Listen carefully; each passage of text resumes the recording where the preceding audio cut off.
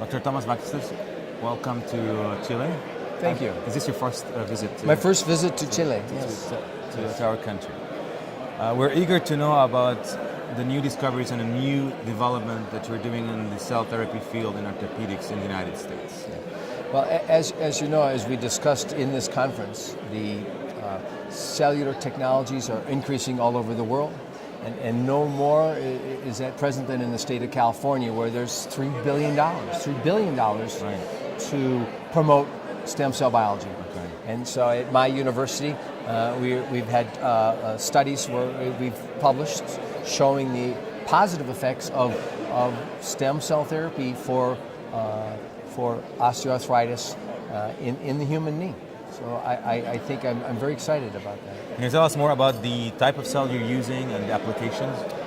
The cells that we use are from Osiris Therapeutics, and this is an expanded culture, allogeneic from other human beings, cell line of pure mesenchymal stem cells, expanded to 50 or 100 cells, and then they combine that with hyaluronic acid, a common carrier, if you will.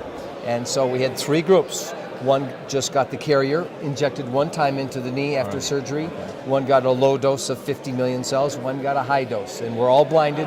It's a randomized, double-blind, controlled study, the best level 1 study that you want to do. Yes. And we followed these patients out for 2 years. We looked at blood tests. We looked at all the important safety features. And the most important part of that study was to make sure that the patient was safe. Never been done before, so we now have established in this small phase 1, phase 2 study that it's safe to inject allogeneic expanded cells lines into the knee. So the second step would be? The second step would be to improve on what I think is the best indication for this, and that is the common wear and tear, old age, degenerative arthritis. So we know that these cells have a strong amount of anti-inflammation properties. They release chemicals that really work in magical ways to decrease all the swelling and pain of arthritis. And we demonstrated that, although that wasn't our primary purpose of the study. It was what we call a secondary endpoint. The primary endpoint was safety. The secondary endpoint was to regrow meniscus, which we did at 1 year, but at 2 years we couldn't show a statistical difference, and that may be just our measurement tools. But we did find, as a secondary endpoint, improvement in pain from arthritis. Okay. And in Chile now we hear a lot of hype around stem cells in the news. Companies are opening and offering these type of cells. So if you have two type of patient, a young sportsman who had a knee injury and an old guy with osteoarthritis, what are your recommendation for treatment? Well, now you're crossing into different barriers. It is ethical to treat with cell therapies if we know that we have evidence, and we call evidence-based medicine, that this treatment works. For young athletes, any athletes, there's no evidence. There is a little evidence that for arthritis that it's going to work. But this needs more work, it needs more randomized clinical trials to prove over many more patients that it is beneficial long term. And in the media we hear stem cells cure this or that disease, and stem cell is not one entity. Can you tell us more about the difference between different stem cells? I'm for example talking about the cell that you harvest from liposuction and inject immediately versus cell that you expand. Yes. There are many different sources of stem cells in the body. Almost all tissues have some sort of stem cell involved in there. And so the study that we did was a stem cell that came from the bone marrow. Okay, so that was expanded and then put into the body. It can also come from fat, that's not been studied. It can come from muscle, that has not been studied in arthritis. And certainly many other sources can be expanded. We can expand with many different sources of cells to look at therapeutic regimens. You just mentioned that California had a $1 billion investment in stem cells. What are the expectations for this big and long-term investment? Well, the expectations from the governor of the state of California, who allocated that $3 billion, was to promote wellness, promote science, technology, and jobs in the state of California.